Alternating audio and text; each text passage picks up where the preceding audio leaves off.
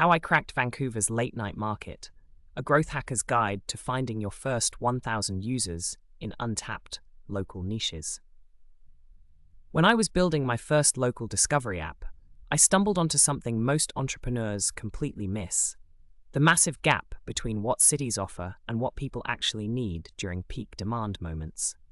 FIFA 2026 is coming to Vancouver, and while everyone's focused on the obvious opportunities, I'm obsessed with the distribution goldmine hiding in plain sight.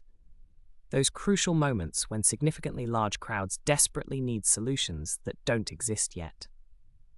This is exactly how I approach growth hacking, finding the intersection of high-intent users, underserved moments, and scalable distribution channels.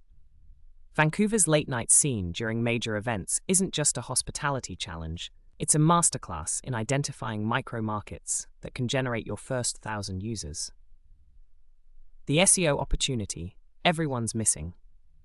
Here's what I discovered when I analyzed search volume data for Vancouver late night during major events. Search spikes meaningfully between 10 p.m. and 2 a.m. on event nights, but there are virtually zero optimized results serving this traffic. We're talking about a significant volume of high-intent searches with almost no competition. I started by targeting long-tail keywords like Vancouver bars open after midnight FIFA, late-night food Vancouver Stadium area, and Vancouver nightlife after 11 p.m. events. The search volume might seem small normally, but during event windows, these keywords explode. And the conversion intent is consistently high because people are literally walking around downtown with their phones out, desperately searching for solutions. The content strategy that worked: I created hyper-specific landing pages for every possible late-night scenario. Not generic Vancouver nightlife pages that compete with tourism boards and Yelp, but surgical content like where to drink in Gastown after BC Place events, and Richmond late-night food guide for downtown visitors. These pages rank consistently at the top because nobody else is targeting these specific use cases. Distribution channel number 1, geographic micro-targeting. The entertainment district on Granville Street is where amateur marketers would focus because it has the highest foot traffic. But as a growth hacker, I'm looking for efficiency, not volume. Granville Street after midnight is a conversion nightmare. Too much noise, too much competition, too many variables. Instead, I focused on Gastown as my primary distribution beachhead. The user behavior data told the whole story. People who end up in Gastown spend significantly longer in venues, have meaningfully higher satisfaction scores, and most importantly for growth, share their experiences on social media at a consistently higher rate than Granville Street visitors. I partnered with 3 key venues: the Diamond, Gilt & Co., and the Kiefer Bar. Not because they're the biggest, but because they attract the exact user persona I needed.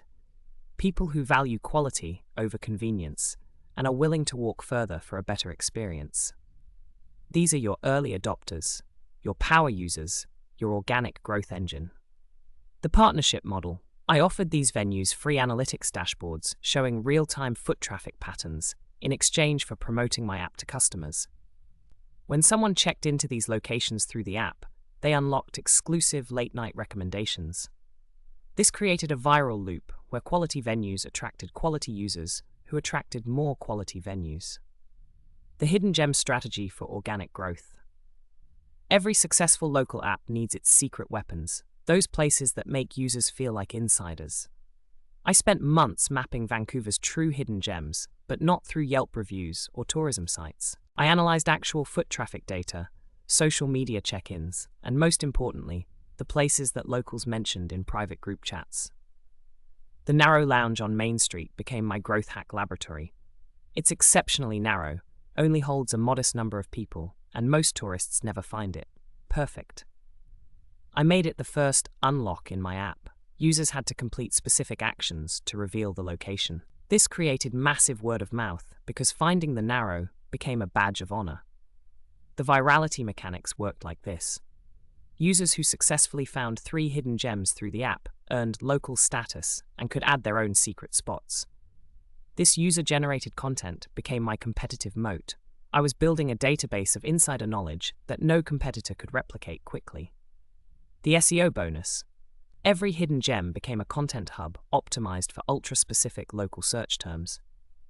Secret Bar's Vancouver Main Street might only get a modest number of searches per month, but I owned the top position, and those people converted at a meaningfully high rate because the intent was so specific.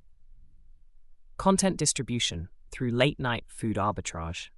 Here's where I found my biggest growth opportunity: Vancouver's late-night food desert. The data showed that a significant portion of people leaving BC Place after 11 p.m. were actively searching for food options, but the majority ended up at generic fast food because they couldn't find alternatives. I identified Richmond's No. 3 Road as my secret weapon.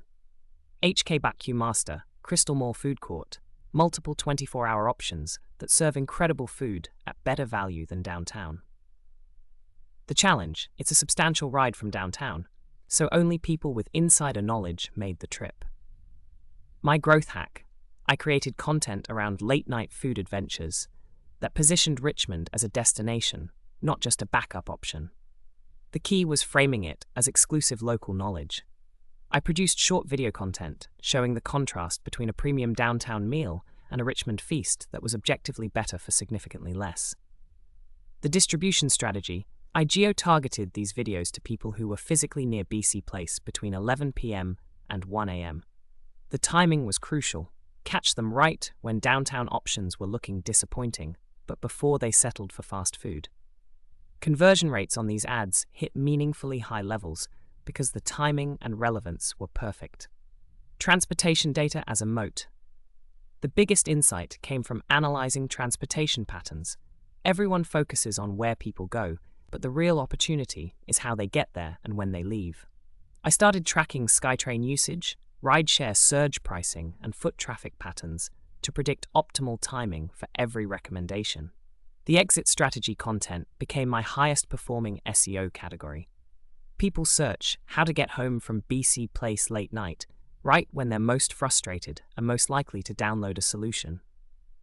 I created content that didn't just answer the question, it solved the entire late-night experience. I integrated real-time SkyTrain schedules, surge pricing alerts, and walking route optimization into the app. This wasn't just convenience, it was defensible technology that created real switching costs for users who tried competitive apps. The 1,000 user milestone strategy. Getting to 1,000 users in a local market requires surgical precision. I didn't try to serve everyone. I identified the most valuable users in Vancouver's late-night ecosystem and built specifically for them. The target user, someone who values experience over convenience, discovers new places consistently, influences friend groups' decisions, and shares discoveries on social media. I found these people by analyzing social media check-ins at quality venues between 10 p.m. and 2 a.m. The acquisition funnel. SEO content attracted them during research phases. Social proof convinced them during consideration, and exclusive access converted them into advocates. The viral coefficient hit a consistently strong level because users who loved the experience couldn't help but share the insider knowledge. The growth compounded because Vancouver's late-night scene is small enough that a meaningful number of engaged users represents significant market penetration. When your power users are consistently promoting hidden gems and sharing exclusive content, you become the definitive source for late-night discovery. This approach works because it's built on real value creation, not growth hacking tricks. By solving a genuine problem with superior local knowledge, the growth becomes sustainable and the competitive moat gets stronger over time. The FIFA 2026 opportunity is just the catalyst. The real business is owning late-night discovery in underserved markets.